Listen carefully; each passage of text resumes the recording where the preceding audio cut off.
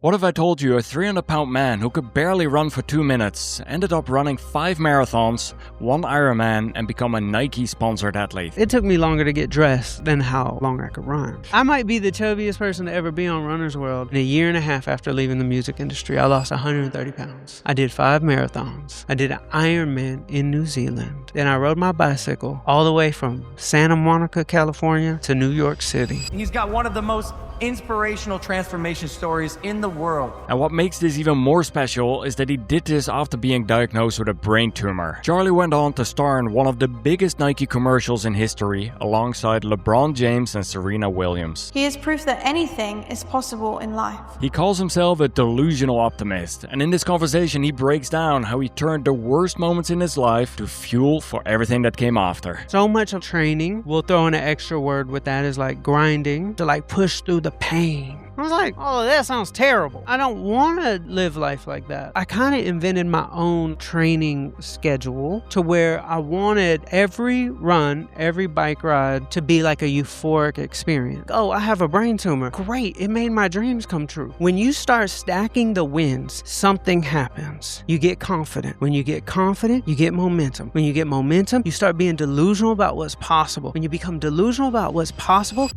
thanks so much for watching. Quick favor, I noticed that about 80% of the people watching the videos on my YouTube channel are not subscribed yet. If you're not, it would mean the world to me if you can hit the like and subscribe button, even leave a brief comment. It really helps get this video in front of more people, and it helps me bring on additional great guests. Thanks so much. I appreciate you in advance. Hope you enjoy my conversation with Charlie Rocket. I like how we got everything going on in orange. Like, I'm Dutch. And so we always dress up for World Cup in orange. So I love seeing this whole orange vibe we got going on over here. it's the color of optimism. Is it? And I'm a delusional optimist. Let's start there. Okay. I want to, first of all, we're really meant to sit together on this bench here today. And several months ago, I reached out to you on Instagram. And I said, Charlie, a few of your different messages that I've seen lately have really been resonating. You were talking about experiencing highs in your life, experiencing lows in your life, experiencing challenges, and finding specific mindset to work through that. And one of the words you just mentioned was delusional optimism. Talk to me more about delusional optimism and how you approach your life, your running, your health journey, the different challenges that you encounter. You know I'm crazy, right? In a good way. In a great way. My delusion has honestly been like a trauma response to all the bad things I've been through. And I've been able to live a very amazing life. And I accredit it to the optimism, because when you can take a bad situation and you disarm it, and if you can be so delusional that you find a win in it, there's something magical that happens. Your confidence increases. Confidence turns into momentum. Momentum becomes like receipts for like how good my life really is. And then when you start believing how good your life really is, you go from a paranoia, man, it just feels like the universe is conspiring against me, to a pronoia. Man, it just feels like the universe is conspiring for me. And when that happens, you become delusional slightly. You become delusional about the future. But people are also delusional about their future in a negative way, and that's just human nature. Humans who have enough things going wrong, which is each and every one of us. I don't care what people got going on social media. Everybody's going through a bunch of shit. And that shit, those are stats. Those are losses on, let's say, sports, for example. Those are L's. And when a team is on, a 10-game losing streak, they start prophesizing. The fans start prophesizing, oh, this is going to be the worst season ever. Oh, we're just going to keep on losing. So we are delusional about the future in a bad way as well, because we start prophesizing that everything's always going to be bad. But hold on, you don't know the future, but you're expecting it to be bad. So what I do is I find all these losses and I find the gift in them. Oh, that person was supposed to leave my life. Oh, that ex. You know what? Best thing that ever happened to me. Like, oh, I have a brain tumor. Great. It made my dreams come true. Like, oh, I got fired from being Soulja Boy's cameraman. Okay, I'm going to go be the biggest manager in the music industry. Oh, I left my $15 million a year business. I'm not making a whole bunch of money anymore. I'm a free man. I'm not in staff meetings. I'm not stressed. I can sleep in today. I can go for a run. I can make money how I want to make it. Yeah, my identity was in my big $15 million a year music business, managing some of the biggest celebrities in the world. But now I'm free. But just like a book, like we're not meant to live one chapter. If something bad is happening, maybe it's because a book is supposed to have multiple chapters. So why do we keep holding on to all these bad things for so long? Have you ever met somebody who's like always just like talking about their problems? Mm-hmm. Yeah. And it's like they just have this like supreme superhero gift of always having another problem. Mm-hmm. And if you told that person, why don't you just let it go? They would say, I can't just let it go. Do you know what I've been through? I paid for this. And that's the thing about people. They go through something and they pay so much energy, so much suffering, so much trauma. And when you pay for something, you want to keep it. Mm-hmm. And when letting it go is like throwing it in the trash.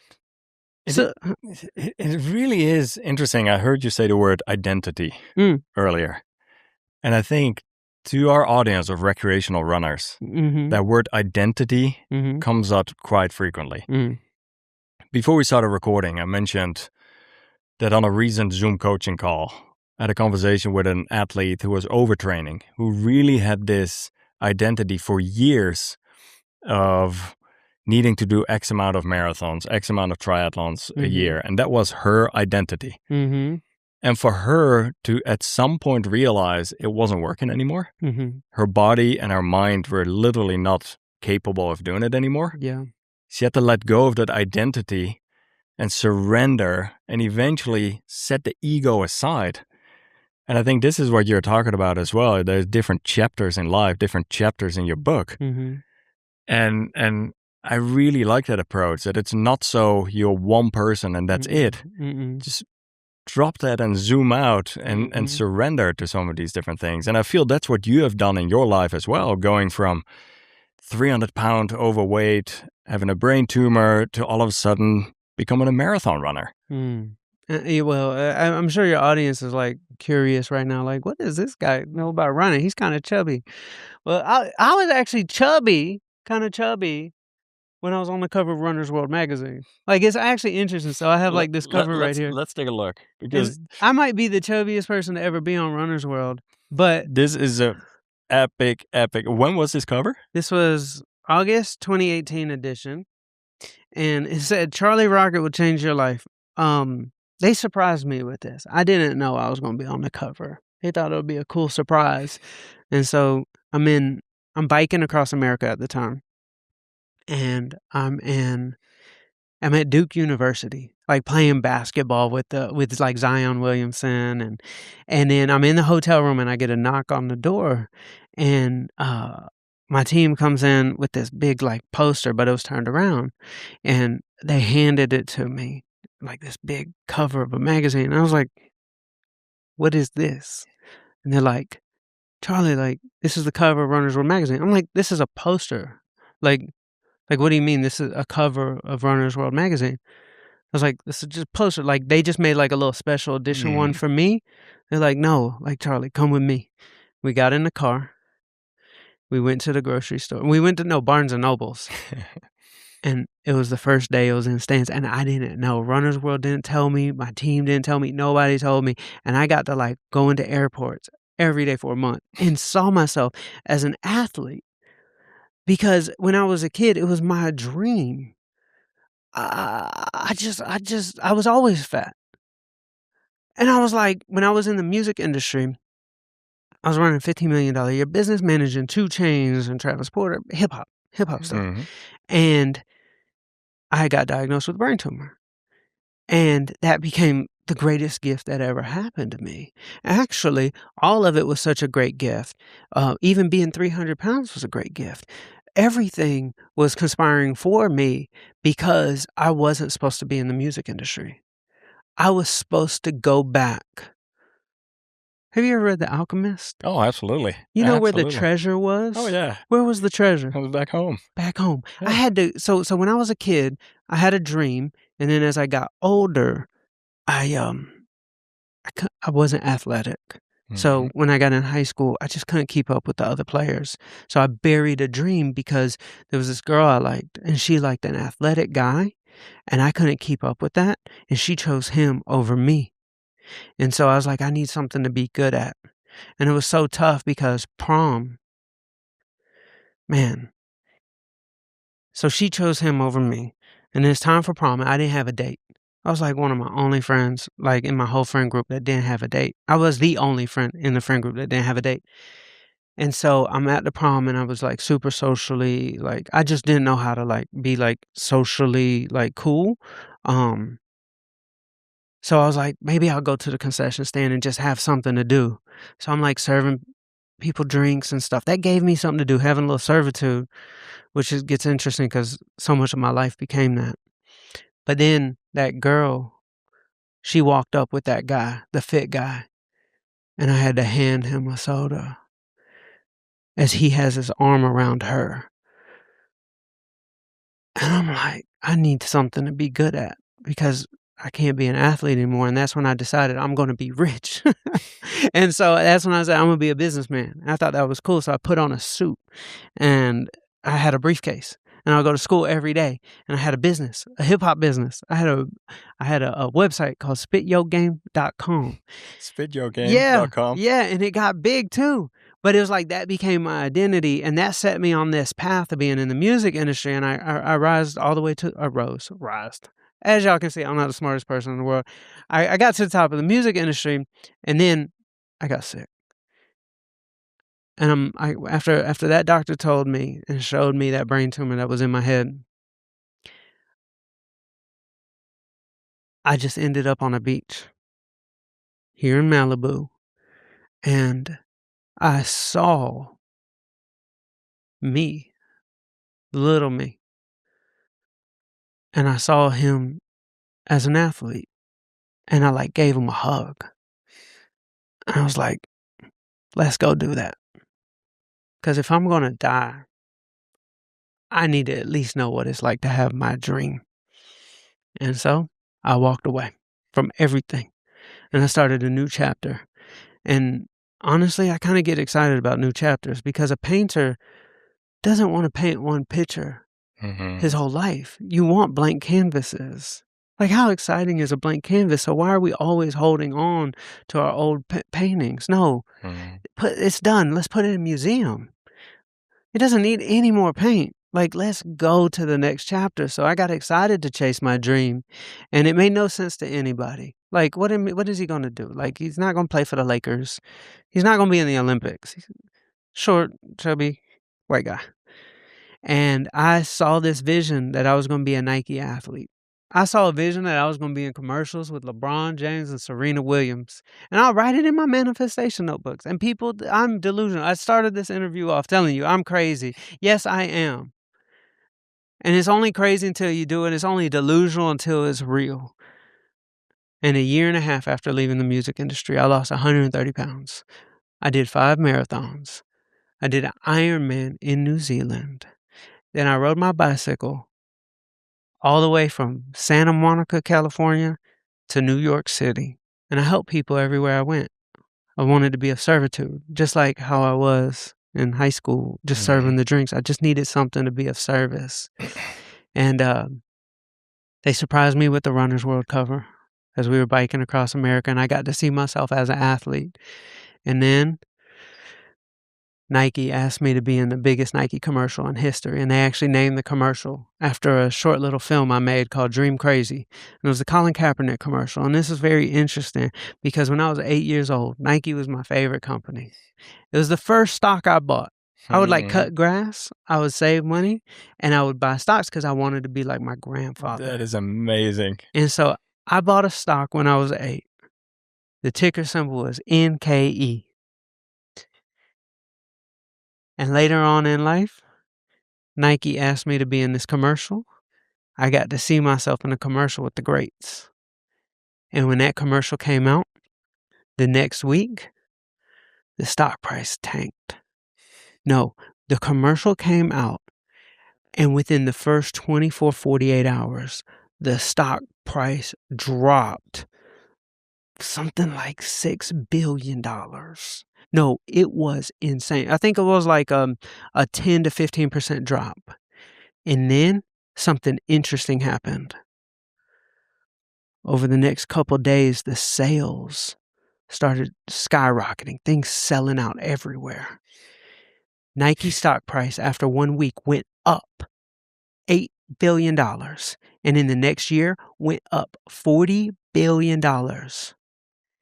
And they had record-breaking sales because of this campaign that I got to be in. And it was like such a full circle moment from the first stock I bought to having a brain tumor to like hugging that child version of myself after realizing that maybe I just went down the wrong path and maybe I just need to go back and maybe the treasure was there all along.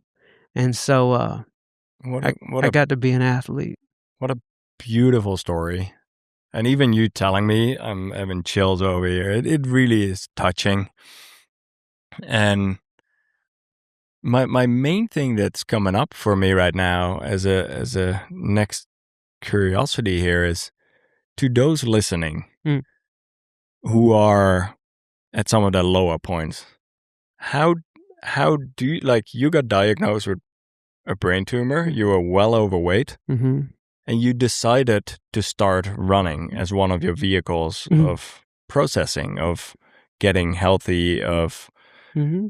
For anyone listening here who might be way out of shape, who might think I'm too old, I'm too injured, like, what advice do you have to someone like that? I have a process. The first thing I did was I saw a YouTube video that really inspired me. It was this guy named Ben Davis. His name on YouTube was Ben Does Life. And it was a transformation, like 3-minute video with like Coldplay's like Fix You. It's like the song, it's just inspirational. But like that was step 1. Step 2 is like really, really like becoming somebody new. And so for me, I wanted to give myself a new name. I wanted to give myself a new identity. I didn't like who I was. So I didn't just want to run. I wanted to be a new superhero version of myself. And so I named myself Charlie Rocket. But why Rocket? Well, at the time I was really overweight, and so I was slow. I could only run a couple minutes. It took me longer to get dressed than how long I could run. And rockets start off slow. Like, you look at a rocket take off, it's barely moving, but it's using a lot of force. I was like, that's me. But then, like, the further it goes, the faster it gets and the easier it gets. And then once it reaches mile 62, it hits the stratosphere. And there's no more gravity. It uses less force, and it's going faster than ever. But that first mile, it uses up more gas and fuel and energy than the rest of the trip combined. And so that's me. I'm a rocket. And you know what? It's okay to be slow. And I gave myself that name, and I just had even a different outfit. Like, I became somebody new, and they actually did a study. Have you ever heard of the Kobe study? Yeah.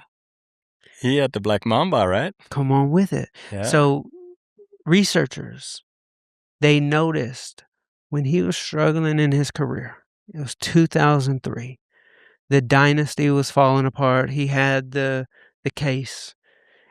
Everything was falling apart. All the brands were pulling out, and his performance was down. And he went to his performance coach. I believe his name is Herman. And he said to him, I feel like I'm I'm losing my edge. Herman said, you're not losing your edge. You've lost your identity. And so Herman said, we need to create a new identity for you so you could separate from all your problems and who you used to be. And so they gave him an alter ego, the Black Mamba. And what happened after that was just history in the making. I mean, he went on to score a 62-point game, and then he did a 82-point game, and then he won 2 more championships, multiple MVPs, and Kobe became Kobe. But that moment of feeling like I don't want to be who I used to be, it's okay to reinvent. It's fun to reinvent. We should celebrate reinventing. We should celebrate starting a new chapter. We should celebrate taking this new ownership over ourselves because our performance changes when we do. Everything changes when we see somebody who we want to be and then become them. And Kobe isn't the only person to do this. I mean, there's lots of people who have wanted to become somebody new. Reggie Dwight. He didn't want to be Reggie Dwight, so he created Elton John. Norma Wilson, I think her name was. She didn't want to be Norma Wilson. She wanted to be Marilyn Monroe. Like, it's okay to give yourself an alias. It's okay to give yourself a nickname. I really like that approach, and it almost like it is. Once you start seeing yourself in a certain way, you start like behaving in a certain way as well, in line with that identity, right? That's right. And so talk to me about that more and about manifesting more, because I think those two are super connected there as well. Life will remind you every day of the old you and how much you're struggling. That's just reality. So we have to fight that and remind ourselves of everything we can be every day. So what I do is I go to the future, and then I go past the future and I look back on the dream. Follow me here. You're here. There's a lot going wrong in your life. Then there's your dream. That's in the future. I want you to go there. But then I want you to go past it and look back on the dream and say, damn, that was good.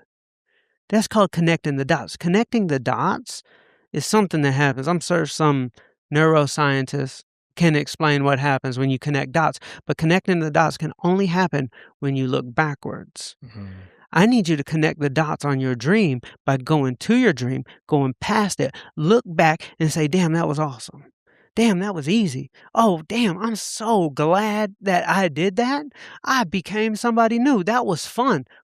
You see how this is kind of like an energetic exercise? So like I manifest by futuring. I go to the future. I write everything down that I see. I would write down that I was in a Nike commercial with LeBron James and Serena Williams. I would write down, thank you, Nike. Like I'm writing all sorts of different ways. And people ask me, Charlie, do you write the same thing every day? I'm like, pretty much, just in different ways. While life keeps reminding me how messed up I am, I have to remind me of how great the future can be to counteract it, because our brains can only think about one thing at a time. When I wake up in the morning, those negative thoughts, those problems in my life, they will be the first things we think of. Why? Because we're freaking humans. That's what we do. We are looking for threats. It is our job to put out fires all day, every day. But if all we see is fires, we're going to think our life is on fire. But if we also think that our life is amazing and start seeing it and collect receipts, like I woke up this morning, winning streak, that cup of coffee, winning streak. My mom called me this morning. That's a winning streak. Even the problems in my life are winning streak. Find big things and small things. I got the green light, winning streak. I got the bad parking space at the grocery store, all the way in the back. No, I got more steps in. Winning streak. When you start stacking the wins, something happens. You get confident. When you get confident, you get momentum. When you get momentum, you start being delusional about what's possible. When you become delusional about what's possible, your actions change and you start taking more chances. Now, guess what paralyzes people? Problems. Guess what gives people momentum? Blessings.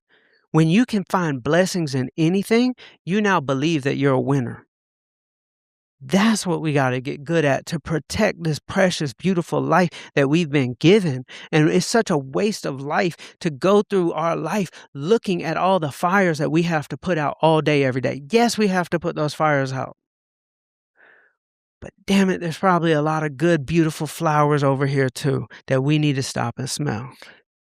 On our first conversation, like we talked for an hour on the phone, and I mentioned a few different things that were going sideways in my life, and there were a few different unknowns, and you literally said those will all end up being blessings, and that alone of letting go of that. And I think even as runners, when we experience injuries, when we experience hitting the wall, when we experience, those are all learning moments. Those are all, we can grow from that. We can learn, we can adapt, we can, go through those instead of seeing it as negative. Indeed, seeing the good even in those moments. Yeah, man.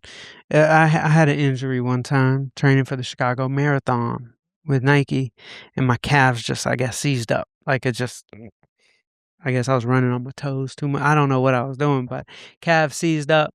And I was kind of like beating myself up a little bit. And that's part of my process too. Guys, I'm not just like rainbows and butterflies. I get to rainbows and butterflies. I don't start at rainbows and butterflies. I throw my tantrum. I punch the pillow. I scream into the pillow. I express myself to my family, like how frustrated I am about this. And then I go through a process. It's like the only way like a human is truly frustrated is because something has removed their control. That's it. Yep. We are all control freaks, and that's called happiness. When we are in control of our destiny, we're happy. Something inflicts their control, a situation, a boss, a marriage, an employee, a house fire. Like you now have to deal with a situation that you did not control. Yeah. So that's called frustration. So be frustrated. Then what I do, I make a to-do list. And I'm talking about a big to-do list. And I say at the top of the whiteboard, on top of the sheet of paper, by the time this entire list is done, my life is going to be in a different place. And basically this to-do list is everything I got to do to get back in control. And that's the only way. It's not going to fix itself. As much as I'm a manifester, I'm a doer. As much as I believe in law of attraction, I believe in law of action. So it's like to-do list. And all I'm going to do is just put my head down. I'm going to check these things off. I'm going to do what I got to do. I'm not going to ignore it. And it's going to take me from being in the passenger seat in a runaway 18-wheeler that's headed down a mountain, and it puts me in the driver's seat. Because that's all I want. I feel like my life is I'm in an 18-wheeler going down this windy road, and I'm not driving. I need to be in the driver's seat so I can save my life. How do we get in the driver's seat? We got to do a to-do list. We got to put our big boy pants on, and we got to handle this. And once that happens, my happiness comes back. And once my happiness comes back, I start checking things off. I get momentum.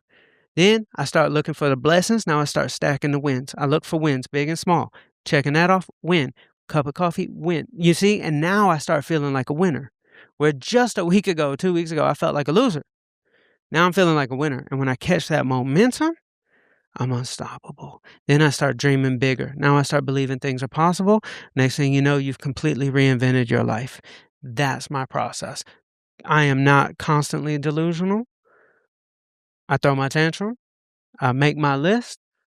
And then I get to work. And then I do not forget to stack my wins. Winning streak is definitely the thing that I will accredit to my life changing more than anything in my life. When I was sick with the brain tumor, I walked into a coffee shop and I was losing. Let's just be very clear. Negative headspace, terrible part of my life. I'm alone and I'm sick and I'm afraid I might die. And I walked into that coffee shop and I went up to the barista and I said, "Can I have a double shot of espresso on ice with just a splash of almond milk and 2 raw sugars, which is the ingredients of a latte. And she said, that'll be $2.47. I was thinking, I just got a latte for half the price. I said to her, all that happiness for just $2? Some people need mansions for happiness. Some people need Gucci belts for happiness. Some people need Lamborghinis for happiness. This little cup of coffee is going to make me happy. I'm on a winning streak. And when I said that to her, she giggled at me. Like in a good way. Like, and it is that positive energy. It is contagious. Bro, and it became contagious in my life because I was negative. But you and I just walked to our car to grab a drink. Uh-huh. And the way you greeted those 4 construction workers that were making noise in the back while we were recording. Like, you greeted them in such a positive way that the way that they responded was very positive back again. And I can see that you have that energy around you. And when you have that momentum going, like what you did at the barista, that comes back to you again. Yeah. Right? And that's not even you asking for that back. It just naturally, it flows back again. You know what it is, bro? When I was a kid, I observed all the mistakes people made and how they got like no return on their investment. They're like negative. I'm like, you're just making your life difficult. Like, you're really not getting anything out of this. Or like, you're making mistakes here, making the mistakes there. And I was like, what do I want in life? I want good energy, because that's just more a fun way of living life. It's really not that deep. It's just more fun when people are positive to me. So I'm like, all right, let me just do that. And then people have to give me the best version of themselves. Yeah. And what a cool way to live life. Where like when people see me, they're like, no, I know I got to bring some positivity because that dude is positive. So I get to go through life experiencing so much positivity, and ultimately that enriches my life. To me, that is rich. Yeah. That is like, I aspire, my ultimate dream is I aspire to be a free man who can go where he wants to go, do what he wants to do, be impactful, be successful, but not have to do it. Yeah. I don't want to have to do anything. And so I think fighting for my freedom and fighting for happiness, I'm just creating all the ingredients. I got a lot of work to do. But like, if people bring me positive energy all day, every day, that's a big part of life. Totally. So earlier you talked about energy and surrounding yourself even with certain people. And I think even within the running space, I noticed sometimes, like several years ago, I worked in a company and I was the only person working out during lunch. And sometimes I was made fun of, even by some of the other people in the executive team. And I was like, oh, there's the fit guy, there's and it was such a culture of non-working out, and the CEO was smoking, and it was just a very unhealthy culture. Whereas after that, I had really surrounded myself with a lot of people who were very active. And it became the norm to be active. And so I even think who you surround yourself with, obviously like your direct friends, but even the people you stay in contact with makes a big impact. The content that you consume, there's so many different impacts of how you shape your worldview, right? Yeah, so. Absolutely. I mean, honestly, bro, I was really lucky because I had a friend who had a similar like want in life as me. And we want to live an interesting life. Like that's kind of like our common denominator. And we think like, you know, when we're going to sign up for our first marathon, we got to do it in some like really beautiful place. So we signed up for one in Santa Rosa, California. And then when we want to do an Ironman, it's going to be in New Zealand. It can't be Tennessee. No, It's got to be somewhere beautiful and special. And so I got really lucky that I have a friend, but like we have these little like hype up sessions every day. And I'll tell you what like a conversation is like. So like I'll drink my coffee and I'll be like kind of high off of the coffee, and I'll call Scott and I'll be like, Scotty Cams. And he's like, Charlie Rocket. And I'm like, bro, we are so fucking back. And yet each of us are only running about like 2 or 3 miles, right? We're not like doing anything big, but like we're like hyping ourselves. We are so fucking back, bro. And he's like, bro, we are so back. And I know that's a very bro-y thing, but we pretty much talk about the future in a very exciting way together. And it's almost like a little carrot on a stick because we need things to look forward to get us through all the hard days. So having a friend to talk about the future with and like do things with, like a run, like we're going to run this marathon, even if we're just fantasizing, like even if we don't do it, it made today really fun talking about it. And, but also doing it too, not just like, you know, but yeah, having a friend that you can do that with, I would recommend it for people. If you don't have that friend, I mean, I've posted on social media a couple months ago. You might have even seen it. I was like, I'm manifesting a running buddy in Malibu. Like I'm out here and it's kind of lonely. There's not like young, cool people out here. And so I was like, I just put it out there. Why not? Yeah. I'm it's kind of vulnerable, but that's what I want. But then again, like if we drop the ego, and I see that too, like sometimes it might be scary for people to go to a running group or to a new, like if you're a new member of a group and you walk in or you go to a running store and there's a meetup and you don't know anyone there, it might be a bit intimidating. But it is. The moment you show up with positive vibes and you introduce yourself and you're there to learn or you're there to like have fun, the running community is so open-armed and they're so welcoming from that perspective. So, yeah, it's good. I want to hear, because you kind of breezed through the story of like I went from 300 pounds to losing a bunch of weight to running my first marathon. But there's quite a few people who are in that journey in between right now. Not necessarily losing a bunch of weight always, but it is getting in shape or finding ways to train consistent or going from running for 2 minutes to running for an hour. Like, walk me through that journey. What was going through your mind? Because you make it sound easy, but I know it was not an easy journey. I've always said that for runners, sleep is not just for downtime, but it really is where the recovery happens. I aim to sleep for about 8 hours per night. That's literally 1/3 of your life spent in bed. The ROI on a solid sleep environment is huge. To maximize it, I stick to a consistent bedtime, and I also make sure that the room has total darkness. But the most important piece of the puzzle is the foundation. You can't outsleep a bad mattress. That's why I use a Bear mattress.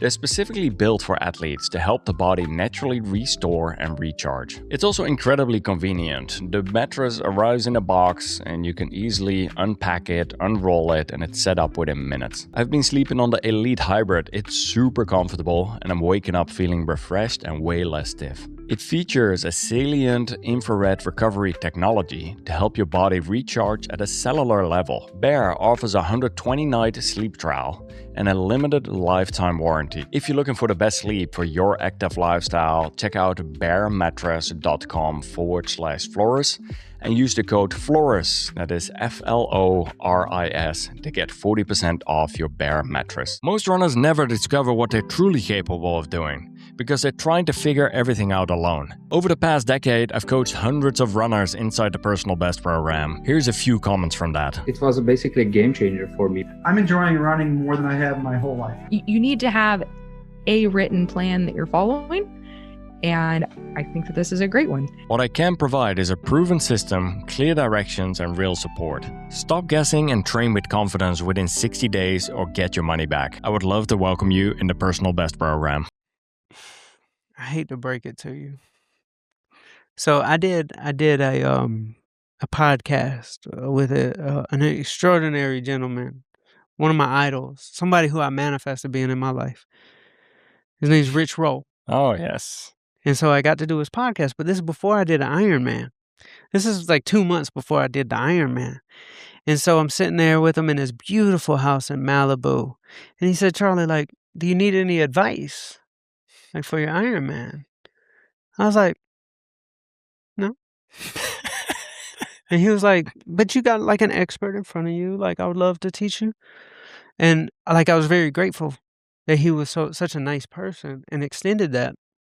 But I had kind of made up my mind that doing an Ironman was going to be easy. And it was. I'm not even joking. It was an easy process because I just wanted to go play. So much of like training, we'll throw in an extra word with that, is like grinding. Mm-hmm. We'll throw in another, we will have to like push through the pain. I was like, oh, that sounds terrible. Mm-hmm. I don't want to live life like that. So I kind of did my own training schedule that made it euphoric for me. Tell me more. In what sort of ways was that? So have you ever noticed, like, the first time you did like a 5K race, that like dopamine that you got because it's a race, it's like a personal best, it's like just exciting. Yep. I was like, I want my training to kind of feel like that. And so I got a coach. He gave me his Ironman training protocol schedule, and I looked at it, and it was so complicated because it was like, I need you to bike this at this heart rate, zone 2, zone 3, and then when you swim, I need you to do this style, and then I need you to do this style, and then at this heart rate. And I'm like, what in the world? This sounds terrible. And I just looked all the way at the bottom, and it said total hours for the week. And it said 14. I was like, okay, now we're talking my language. 14 hours. And I thought about it. I was like, when I was a kid, riding my bike for a couple hours on the weekend around the neighborhood, that was easy. Going to the pool, swimming with my friends, couple hours all day, easy. Running around the park, playing basketball. We'd play basketball all day. I don't even want to know how many steps that was. But that was easy. So racking up 14 hours, that was the average training week. I'm like, that's easy. So I kind of invented my own like training schedule to where I wanted every run, every bike ride to be like a euphoric experience. And I noticed that when I trained every day or like 3 days in a row, my euphoria would decrease, my energy would decrease, my body was kind of getting beat up a little bit. So I tried something. I was like, okay, I'm gonna try to do my first 5-mile run today. That was like the goal I set. So I go out and I do a 5-mile run. And I'm so proud of myself. It was euphoric. I'm doing something I've never done. I'm like, it's like new. And then I like rested 3 or 4 days, let my body fully heal up. And then I was like, I'm going to do 6. And that's so exciting because it's that like dopamine, it's that newness, it's that I'm proud of myself, it's that receipt you're getting. It's not monotonous, it's not grinding. This is like, I'm like proud of myself. So then I do 6. And then I rest 3 or 4 days. And I pulled up my Strava from 2017 when I did all my training. And I was taking like 3-4 days in between training sessions. Even when I would go eventually do like a 20-mile day with a 50-mile bike ride all in one day, I would then take a week off and just rest. And my next training session was euphoric. Like, how amazing is it to just always feel amazing when you're running? That runner's high almost every time. So I don't really train. I don't do well when I try to train. Like, I'm going to run 2 miles every single day, like for 5 days straight. I just don't do well with that. I would rather on those other days, like go on a hike or go on a walk or just do some yoga.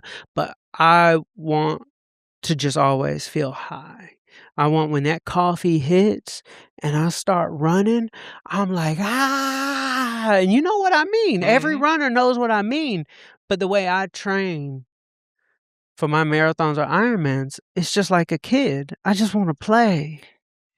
It is wild. There's many different approaches to training, and some people thrive with those very structured training schedules and almost rigorously following those schedules. Yeah.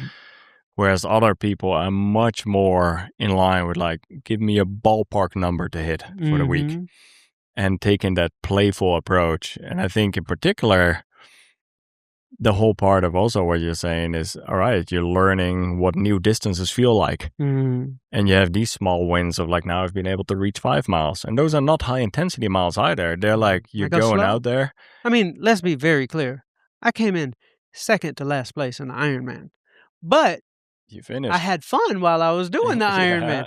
This is the thing. So, like, what kind of shoes are you wearing? These are Nordis. Nordis. I'm wearing Nikes. It's not right or wrong. Mm-hmm. All the training methods, like, I like my Nikes. You like your Nordis. Some people like On, some people like Adidas, some people like New Balance. All of them are right. Everybody's right. That's the beautiful thing. Mm-hmm. Everybody's right. I just had to find what was right for me. Yeah. And so I say to people watching, try it all. Yeah. Because everybody's right. Nobody's wrong. It's like religion. But nobody's wrong. But the playfulness, I think, is key, though. Yeah. Out of everyone that I've had on the podcast, yeah, the number one common thread among Elliot Kipchoge, like Courtney DeWalter, come on, major different elite athletes, running coaches, recreational athletes, was the importance of joy. And the only way you're going to be able to put in the work on a relative consistent basis is if you're able to find joy in it. Yeah. You can't grind yourself with more willpower through it all. And I think that that's an important one. Yeah, absolutely. There is another ingredient I forgot to add. New locations.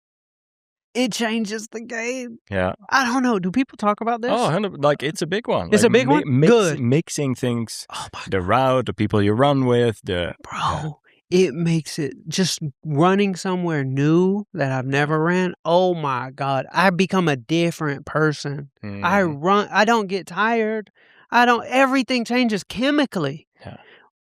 I think that's it is just discovering something new. Even if you always commute the same route to and from work, if you don't work at home or remote, that whole part of taking a variety of different routes, it just rewires your brain, right? Yeah. Starting to brush your teeth with your different hand or whatever it is that you can do to mix things up. Yeah. It's a big one there. So I'm training again right now. I just started again. Excellent. And so I've gotten up to 7 miles. Nice. But it was really humbling because after doing like Ironman and marathons, it got to where 1 mile was tough. I gained back 70 pounds. And I went for my first run with Scott. And we ran 1 mile. And it was so hard. This was a couple of years ago. And now, like, I've been able to crank out, some bike rides and some runs, and I've lost like 50 pounds. Excellent. And I've lost 14 pounds in the past 2 months. I've lost 25 pounds this year.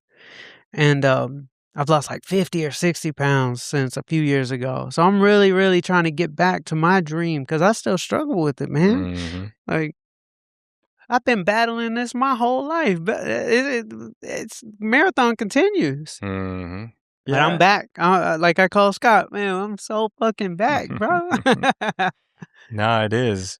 But and that's the thing too. Like, I think some people sign up specifically to train towards certain races. Yeah. Some people go out and they run for the enjoyment, for the health, or it can be a variety of different things. Is there anything in particular that you're training towards, or? Yeah, I'm training towards my dream. I want to be an athlete. It's always been my dream. I had it. I lost it. I want it back. Because ask me what my perfect life looks like.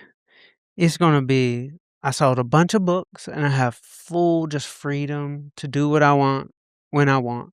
And then if I have full freedom, I'm probably going to be like biking across Africa or something. Like, like that's what I want to do. If I want to do that, I'm going to go do that. I want to be in a physical shape to be able to do awesome things, but ultimately to live an awesome life. Mm-hmm. That's why I run. I want to live an awesome life. Looking from the outside in, I do think indeed there's something to be said. I had a conversation with a friend the other day of when you run X amount of miles per week or X amount of hours per week, Mm-hmm. it's nice to be adventure ready. Yeah. Meaning an opportunity, like next month, an opportunity came up for me to help pace and crew and shoot my friend running the Leadville 100-mile race. Mm-hmm. It's a high altitude race. And it's one of those things I know it's going to be challenging. You have to be in a certain shape. Even though I'm not training for anything, at least being able to run X amount of times can be helpful there. And so I hear you what you're saying of like wanting to be healthy and somewhat in line with this as well, being adventure ready. Somebody asked me the other day, like, a similar question, like, why do you want to do such extreme things? And I said, it's really not for the race. Mm-hmm. It's for the memories with my friends. And when you really zoom out, can you really tell me about a coffee meeting you had at a coffee shop? No, because it's all the same. Yeah. It's not a memory. But if you had that same meeting on a new mountain doing a new trail run with that same person, you would remember it forever. So I think that is an amazing way to live life, because what if your life is full of monotony experiences versus a stockpiles? Like if life became an amazing memory machine. I like the marathons. I like the Ironmans. I like biking across America because it's a memory machine. I just want the memories. The running, I honestly can't get it from a treadmill. I just can't. It is hard for sure. I can't get the memories. And so running a new location and with a friend and we feel good. Yeah. I now, Scott, man, remember when we were biking and we got to the wisdom tree over there and outside of when we crossed over that river going from California into Arizona, and the Colorado River was right there and the sun was setting and there was that beautiful tree and we called it the wisdom tree. Man, that's what I live for. Yeah, and that's the 100%. beauty of sports. Yeah. You can't get that from watching Netflix. Nah, you have to live life fully. And I watch Netflix, by the way. I'm not that guy. I watch lots of TV. I even watched Love Island with my girlfriend. You did not. I swear to God, I Are you loved every serious? second of it. Oh, I loved every. Listen, that's I was writing my hilarious. book, and so I would have my writing session, use my brain all day, and it would come to 6:00 every You just day. need to zone out. And me and my girl, we watch trash TV, and I'm like telling her, "Come on, let's get ready to watch Love Island." I love it. So I'm not the grind guy. I go in phases. There will be periods where, like last night, I worked till 11:00. Yeah. But there's periods where I just, grind. There's other periods where I watch trash TV with my girlfriend. That's funny, man. Why not do it all? You really have lived an interesting life full of fascinating stories along the way. And I think you have, even in the 38 years you are right now, you've accomplished more than many people will in their lifetime and beyond. I know at this point you've been working on a book for quite a while. It's my next dream. It is your next dream. I would love to hear more about the book, about the concept, and how things are unfolding for you there. Yeah. So my book is called Winning Streak. Okay, this is it right here. Now, this one is called The Winning Streak Effect. This is actually going to be my second book, because as I started, I made this before I even started writing my book, because to me, I call this backwards manifestation, where like I talked about writing a book for 7 years. And then I was like, I need to get serious about this. So I went on Etsy and I had somebody rebind Rick Rubin's book, and I wanted it to look like my book.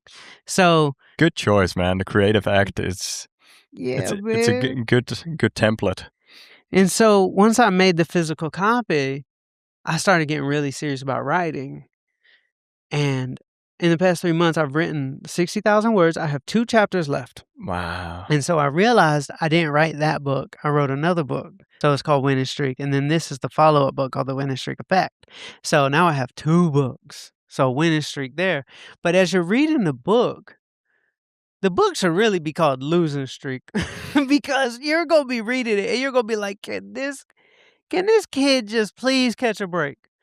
Please let him, like my goal was to write a book that changes your life, but keeps you on the edge of your seat every 5 minutes. That was my intention because my level of like my expectation for entertainment is very high because I come from the entertainment business, and books to me are usually typically boring. I wanted to write a book that felt like you were more so like watching a movie, but is changing your life at the same time. It has to have both. Yeah. There's like self-development books that are like school, and then there's like fictional books that are like a movie. I put them together. So I'm really excited to put it out. I have a really big dream. I'm a dreamer. So like I want to sell 10 million copies. No, 20 million copies. That sounds fun. 20 million copies. Yeah. That's a solid amount. That is a rock solid amount. Yeah. And I'm doing it all self. I'm going to handle my own production, my own distribution. I know how to do it. I'm really excited. So it'll be fun to recall this like little section like later, whether I do it or not. But I'm really excited to try because I think it would be really cool to sell a book and like be a free man. And it is like it is the dream come true. The ultimate like cherry on top. And then I can go live a whole nother life afterwards. That's what I'm excited about because there's going to be publishers who want another book. I got to go live another life to give another book. I'm not going to force another book. I got to go live something to write about. So I'm not going to just put out another book just because it's for money. Yeah. You've previously talked. Oh, no, before we dive into that, actually, I want to know, do you have any timeline on when the book will be available? Yeah. Because I know some people over here would be interested to hear more about that. So I'm doing something unique. I don't know if it's ever been done before, but in September, the unedited version, it's like a collector's edition, 100 copies. Unedited, misspellings, grammatical, everything is just raw. But I'm pressing that up as a manuscript collector's edition. There'll still be a hardcover book and everything, but I'm only making 100, so I'm releasing that in September. And then I'm going to do 8 more of those releases as I fine-tune the book.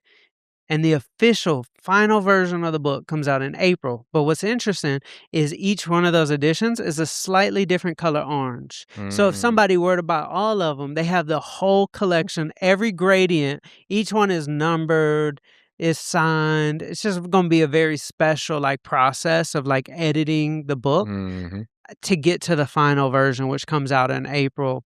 So, yeah, so I decided to do that instead of taking an advance.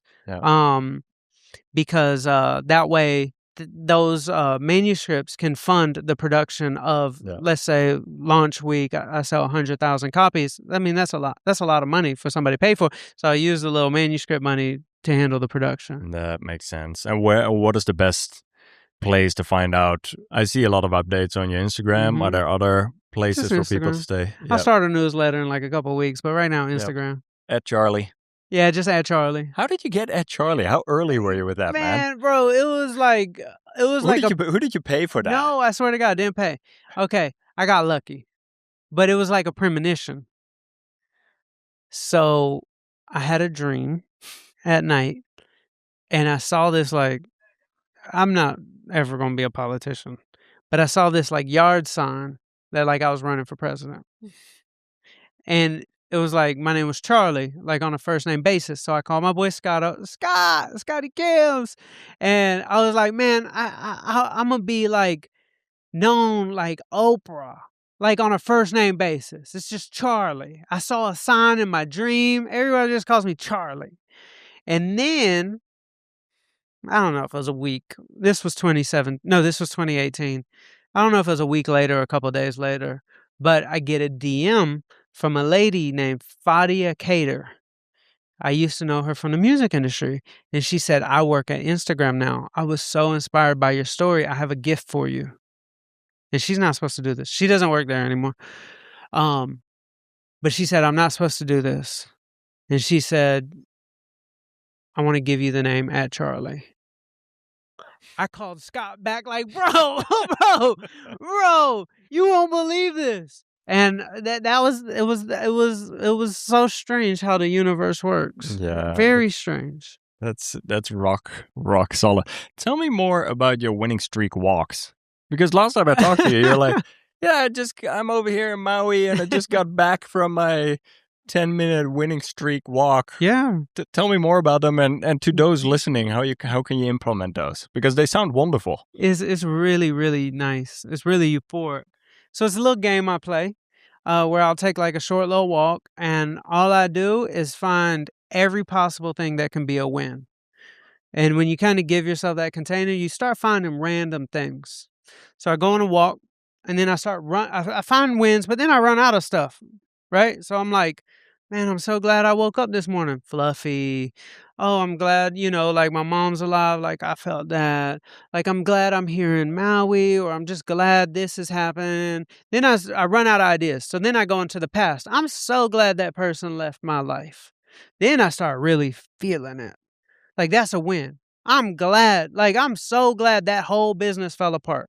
I'm so glad I don't have that old business partner. I'm so glad. And then I start healing the past. And I start looking at the past as winning streaks. And so then I run out of those things. And I start finding stupid stuff to be wins. And this is really the secret next level. When you can look at a mailbox that was beautifully painted, you're like, I'm so happy for that owner of that house. They have such a beautiful house. That's a winning streak. Well, it's like, if I was 8 years old and my room was blue, like a nice, beautiful baby blue, that'd be a cool room.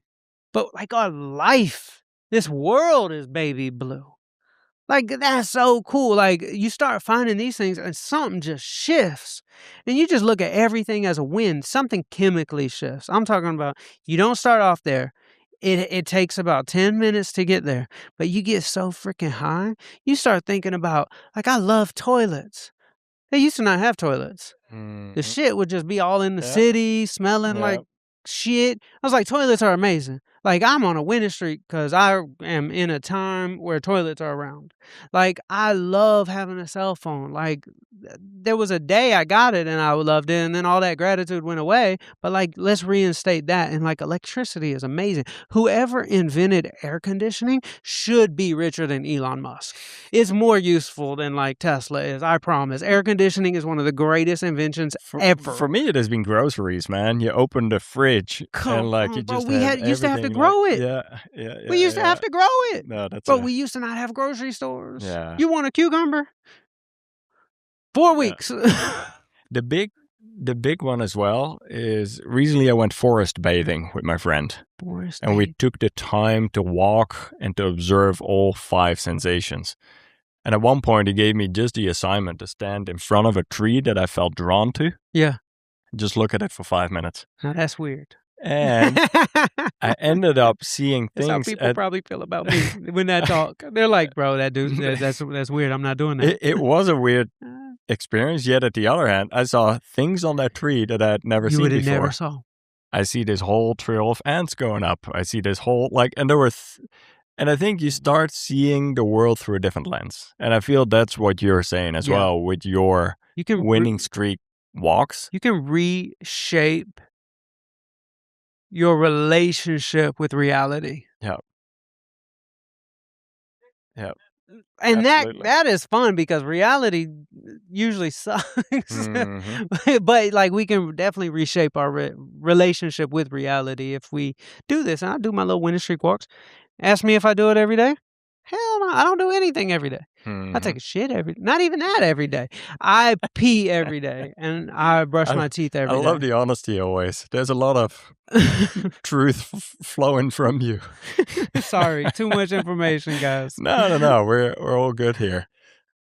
What advice would you give to your younger athlete version of yourself? Like you at those very early stages when you had to turn your life around. Purely from a survival standpoint. I wouldn't give any part of my past any advice. But if there was another kid out there, I'll give them advice. Because my life was perfect. Every problem I had, every insecurity, it shaped me. So I wouldn't change a thing. Because I would hate to not be the person I am today. And like I needed all that shit to happen. Yep. So I wouldn't give advice to old me. But man, like I really am glad that like kids today are growing up in a time where there is health information. I mean, I grew up in the South. I didn't know. We don't know. My parents didn't know. My grandparents didn't know what healthy is, like truly healthy is, So it's like understanding health would have changed my life dramatically, in a good way, for like my weight loss and everything. Like today, I'm, I don't, I only eat plants and fruit. Like that's it. I don't eat oil. I don't eat oil. I don't that drink right there was first salt I've probably had in 3 months. Like I don't eat salt. It's how I healed my brain tumor. It's it's how I've lost the weight I've lost recently. It's also how I lost the weight back in 2017. But the knowledge of health is critical. I didn't have it. I have it now. I'm grateful. So, yeah. Yeah. Earlier, you were talking about one thing that I thought was interesting, and that was about you making a to-do list and an action list to check those things off the list to be able to start some of the forward momentum, right? Mm-hmm. And it's really fascinating. I have done something similar in a somewhat different format. It's not necessarily a to-do list, but for me, it's truly a habit tracker. Okay. Where there's a few things that I know if I do those things, I create the conditions for positive momentum to start. Yeah. One of it is being in bed at a certain time. One of it is eating certain types of food or doing meal prep or trying to get in at least some type of exercise, whatever that may be. And there's so a few of these different things, and there's a few of the things to avoid. Yeah. And like it really kind of goes in line with some of the framework that you say, like something to get the momentum started. Yeah. Do you have any other strategies or approaches that work for people to kickstart some of that momentum? Yeah. Yeah, man. I have this one in particular. People don't understand it when I say it because we are so indoctrinated to believe that if you say something, you're going to jinx it. Or if you say something, it allows a negative person to affect your happiness. So a lot of people never tell people their dreams or what they're going to do. So they keep it internalized. And they're like, I'm just going to do it. I'm just going to show them. But I don't do that. Mm-hmm. And there's a reason why I've accomplished so many dreams in my life. Because it might be 200-300 times a day I'm telling people what I'm going to do. I tell everybody, whether they're dreamers or small-minded people, I tell them constantly, this is going to happen and this is going to happen. Like I told you, I want to sell 20 million copies of my book. And I said it like with a smile. I was like, yeah, no, I probably even said 10 and then went up to 20. But like I'm so delusional and I say it in a certain way that I actually believe it, that you didn't even try to talk me out of it. No, because I've seen some of these other scenarios where you're thinking so beyond what most people would say is realistic, right? We have this tendency to put people back into boxes of possibilities. Which is a human thing to do, but it's a superhuman thing to rewrite the rules of what's possible. And I'd rather be a superhuman than human. That just seems more fun. But I've seen a lot of magic as well. So, like, I'll give you an example with Rich Roll. This is interesting. So, this is the power of speaking, because do you know what the word abracadabra means? No. It's an Aramaic word. It means, as I speak, I create. It's not really has anything to do with magic. It didn't say magic. Like, you think of abracadabra, something appears. Well, maybe it is magic. As I speak, I create. So I would write in my notebook. That's the first form of, like, I guess, speaking, is like just taking something that's a thought and making it into actual words. And so I'd write it in my notebook. I want to meet Rich Roll. Okay. And then I'd like take the next step of the manifestation, and I tell a friend of mine, I was like, man, I really want to figure out where Rich Roll lives because I just want to drive by and look at his house. And I'm just like speaking like Rich Roll, Rich Roll, Rich Roll. And then I knew Rich Roll had this amazing like lap pool. And so I'm like searching Google Images, all of Malibu trying to find a lap pool. Like there's got to be one of these houses. But Malibu's big, so it's not like a little neighborhood. It's mountains. It's a mountain range. Mm-hmm. And so like I'm like really like manifesting, like I just want to meet him one day. I don't even have social media at the time. And so I found a lap pool that looked like his. And I just drove to his house and I just looked at it. And then my best friend Scott came out the next week. And I said, Scott, I want to show you. Like we both love Rich Roll. We like idolize him. So we both go just stand like you're nowhere near his house, but you can see it way over there, like behind the fence and everything. We're just looking at it, but we're like calling in the manifestation. And then I get a DM I started my social media, and I got a DM from this kid named Roberto. Hispanic kid, said he was inspired by my story, said he was in Venice. I was in Santa Monica at the time. And he said he's managing these young YouTubers. And he was like, maybe you can mentor them or something. And they were just maybe had like 50,000 subscribers or something. And I said, sure, come over to the house. So Roberto came over to the house, and I speak my dream to him. I was like, I really want to meet Rich Roll. But why would I just tell a kid, it's a YouTuber this? Because I tell everybody what I want. Mm-hmm. Guess what Roberto says? He says, I was sleeping on Rich Roll's couch. He let me sleep on his couch. Do you want me to introduce you? There you go.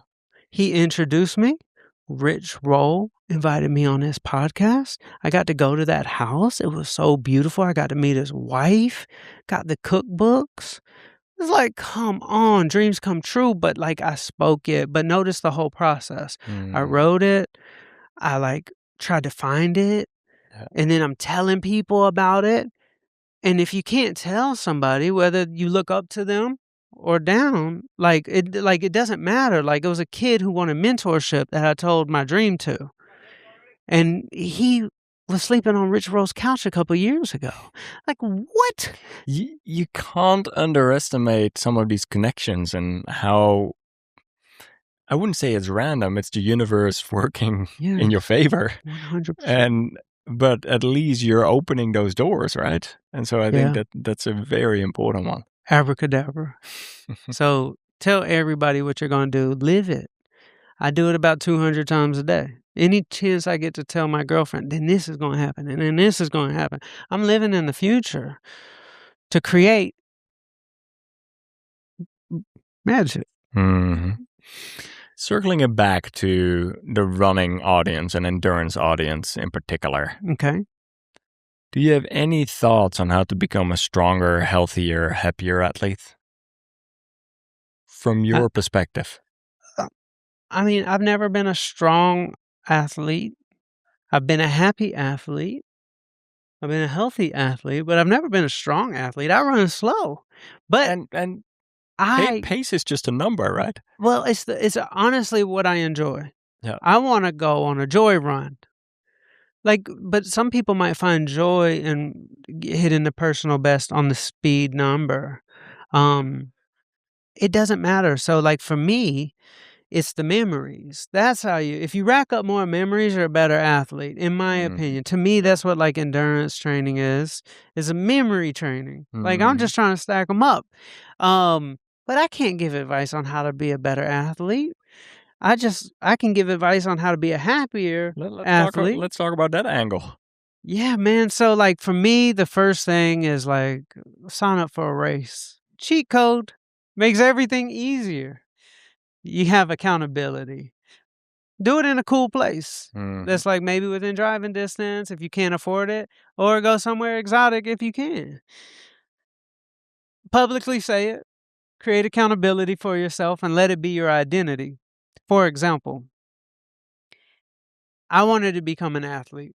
So when I told people, I was 300 pounds, I tell people, I'm doing an Ironman in New Zealand. I'm training for an Ironman in New Zealand.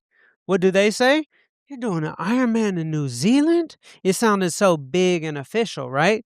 So then when they introduce me to other people, they're like, oh, he's training for an Ironman right now. He's training for an Ironman. Now, what if I told them, I'm a jogger. I run about 5 miles a day. It's not even cool enough for him to say to somebody else, so it's not even creating a web of accountability. You see what I'm saying? Yeah. That like kind of big thing becomes like a little bit of your identity, which helps you stick to it a little bit easier. That works for me.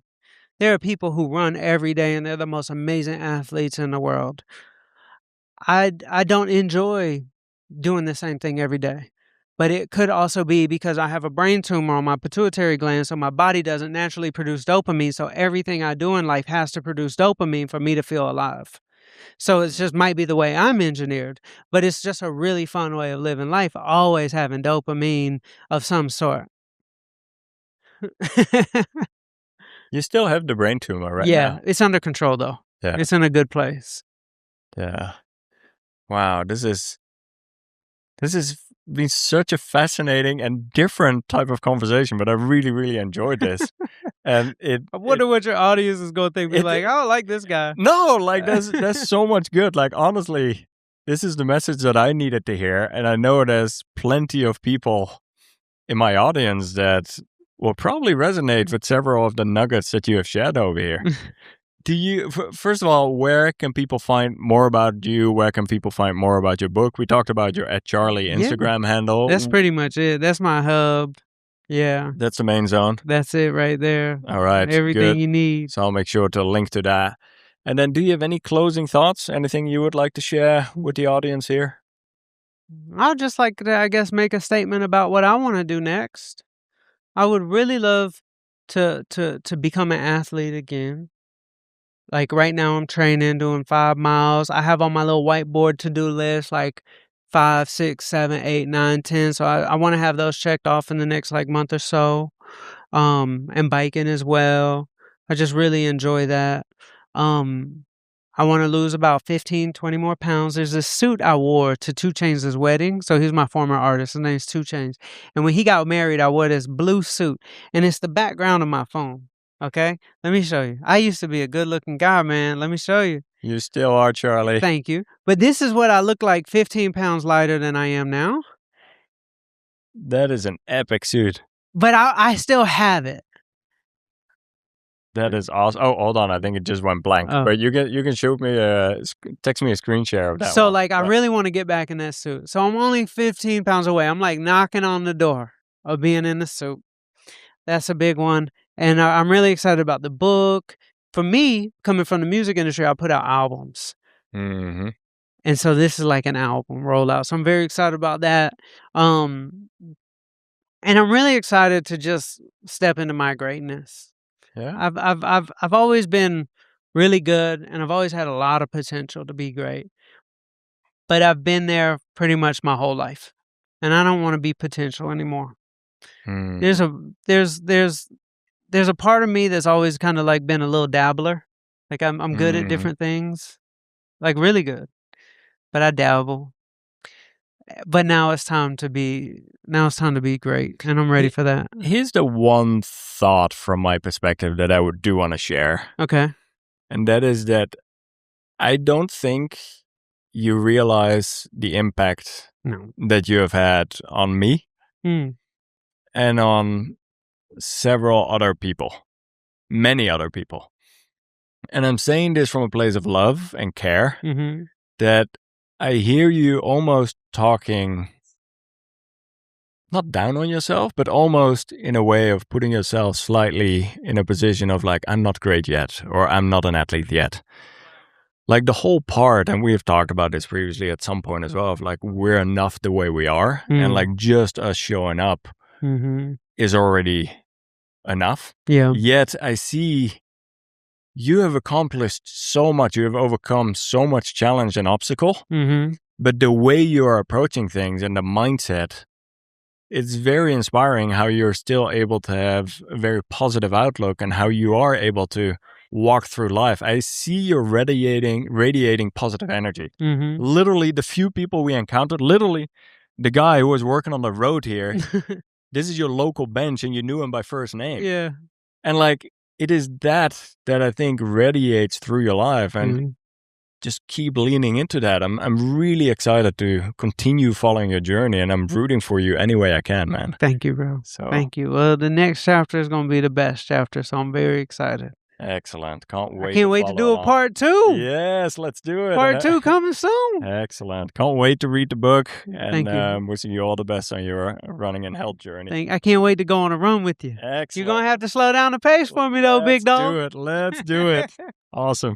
Thanks so much for listening. Charlie Rocket is definitely one of a kind, and I really appreciated how he approached his mindset from getting to the lowest points in life to really transitioning, transforming his life, and seeing everything as a win along the way. I would love to hear from you. What were your favorite takeaways, lessons, or quote from this conversation? Please let me know in the comments below on YouTube. We've been having an absolute blast in the Personal Best program, our running coaching program that I'm active in every single day. You can find out more at pbprogram.com. There've been a lot of updates and new tools and resources coming available there. So yeah, check it out at pbprogram.com if you're looking for additional guidance in your training, in your racing, and in your health journey. I have some exciting travel coming up here in the coming weeks, heading over to Leadville for the Leadville 100-mile race. I'm going to be crewing, pacing, and filming and shooting. One of my friends, Dan Lamort, he moved over to Leadville for a few months to do some altitude training, and he's going after the race there. So really looking forward to that conversation and like just seeing him take on that challenge. So that'll be a fun one. A few other great podcast conversations in the works. One with Mandy. She is very much specialized in running injuries. We're going to go through the 5 most common running injuries and what you can exactly do about it. As I've been navigating my own left shoulder injury that had a small tear in it, I've been working with Mandy and her team, and it's been fascinating how much emphasis there is on strength, on doing it the right way to come back, even from an injury where you might think, hey, we need to rest this, we need to really chill out. Actually, the opposite has been often true in what I found out. And so doing it in a gentle but still the right way, there's a lot that we're going to unpack in that conversation, so stay tuned for that as well.